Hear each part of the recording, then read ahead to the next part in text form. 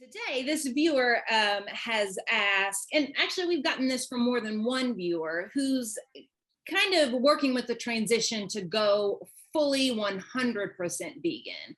And if you have any advice on the best way to do that, to kind of get that final push over. Oh my, 100% vegan. Boy, to wake up in a world where everybody you see walking on the street, everybody on the 6 o'clock news, everybody's vegan. Just the slaughterhouses are closed, the waters are running clean again, the forests are coming back, people are healthy, they're lean and smiling. Oh my, what a wonderful vision, what a wonderful thing to strive for. And I'm a big fan of people getting as vegan as they possibly can in their diet, because there's going to be so much less violence in the world against the animals, against the planet, against each other. That's the main reason. That we'll be healthy with a capital H. So how do you do that? Well, I'm going to just speak from my heart and the top of my head here and mention some of my insights and experiences from the last 40 years as a vegan, or living a vegan lifestyle. But I don't want this to sound preachy and things you need to do. And I'm going to throw out a lot of rationales and ideas here in the hopes that wherever you are in your journey, one phrase might go by that makes you say, oh, I didn't realize that, or oh boy, that's talking to me.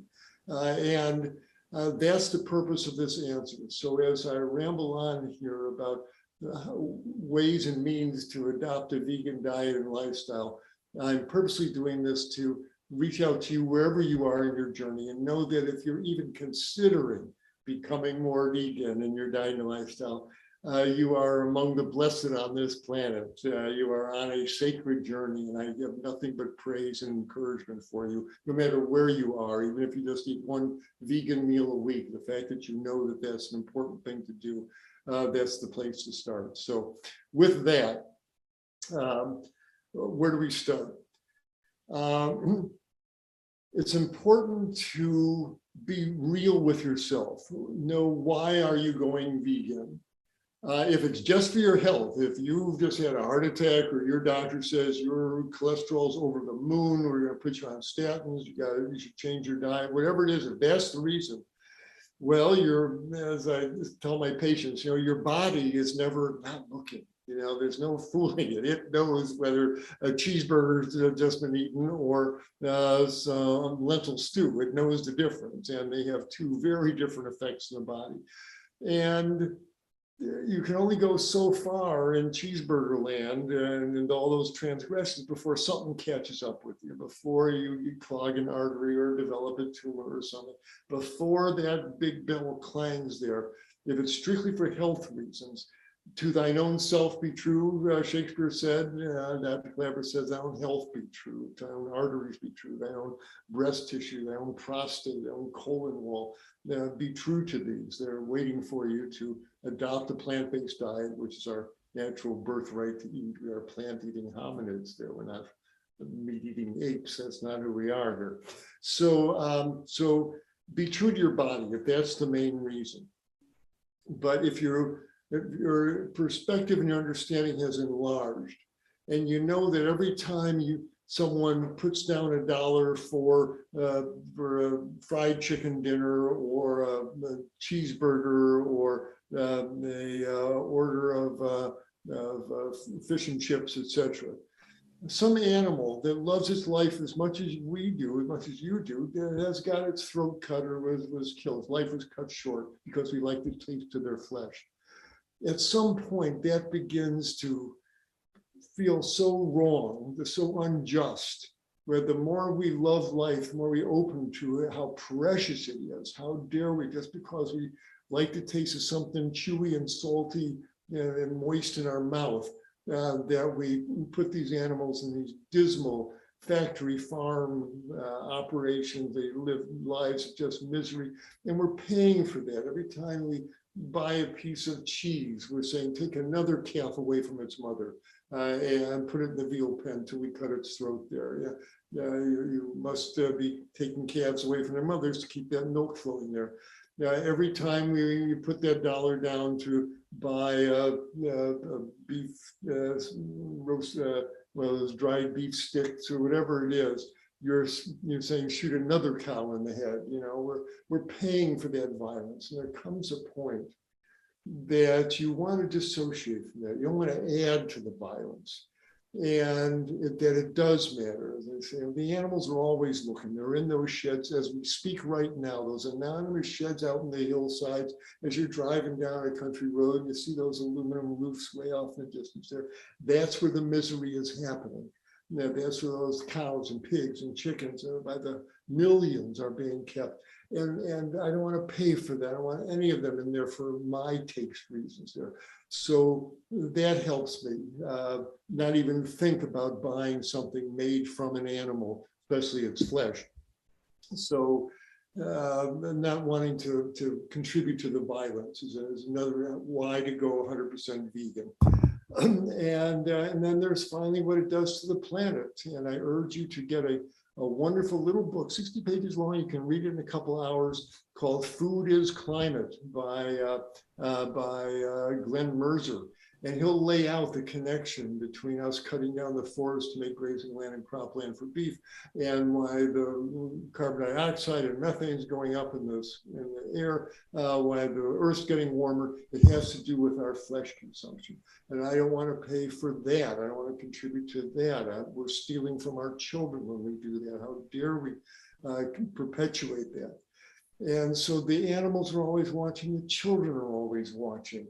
How dare I? There's nothing, I can't pretend no one's, I'm going to McDonald's and eat my Big Mac there, and it doesn't make a difference. It does. It makes a difference to my arteries, makes a difference to those poor animals, makes a difference to the kids walking down the street there. So those three things at a minimum, that's the baseline, where I don't even think about eating any animal flesh, anything that had a face, eyes, or mother, like Howard Lyman says, don't eat it. But then there's the 100% that was mentioned there. And again, everybody's on a continuum. If it takes you 6 months, 6 years to get there, fine. Just be aware every choice makes a difference.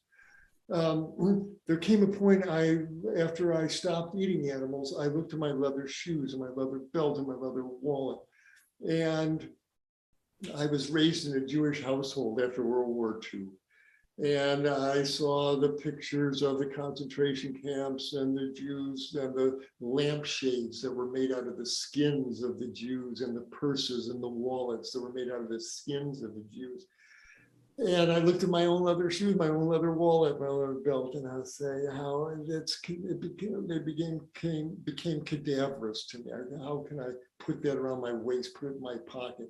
I went in the backyard and I dug a hole, and I put my leather shoes, my leather belt, my leather wallet in there, covered up the hole, buried my leather, stepped back, apologized to the animals. If you don't know, you don't know. But once you know, it makes a difference. And it makes a difference not only to those animals, but very importantly to the example that you set to others. Well, now when I pull out my wallet and it's made of hemp, or I put on a non-leather belt, non-leather shoes, it makes a statement to other people that I don't want to contribute to that violence.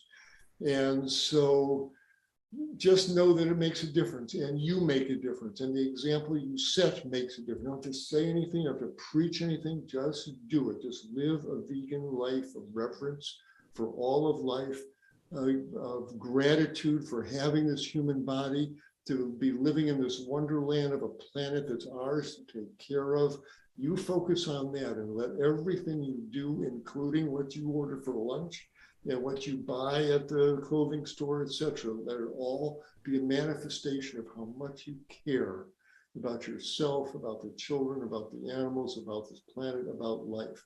If you do that, then know that every choice matters. The animals, not to make you feel guilty, but the animals are never not looking. The kids are never not looking. Your body's never not looking. Be true to the truth, to the higher truth that you know. And making the vegan choice, the harmless choice, becomes easier and easier. And you really start looking forward to that lentil stew and to that bean burrito, and your taste change, your fashion choices change. and you change for the better. You become a being of compassion and a being of light and of love who wants healing for everyone you see. And a vegan diet and lifestyle is the key to making that happen. So if any of that resonates with you, well, you're welcome to take any part of that. And when that choice moment comes up, make the vegan choice, the gentle choice, and everyone will benefit. It was a real gem of information. So thank you so much for sharing that from your heart. We all appreciate it. And thank you to our viewers for tuning in, of course. We'll see everybody next time. Take care. Bye-bye. Hi, everyone. Dr. Michael Klaper here, announcing our new format for our Q&A with Dr. K. Annie Hagen will be asking me one question that's been sent in by our viewers. So if you want to see if your question is getting answered, do join us for our Q&A with Dr. K right here. Hope to see you then.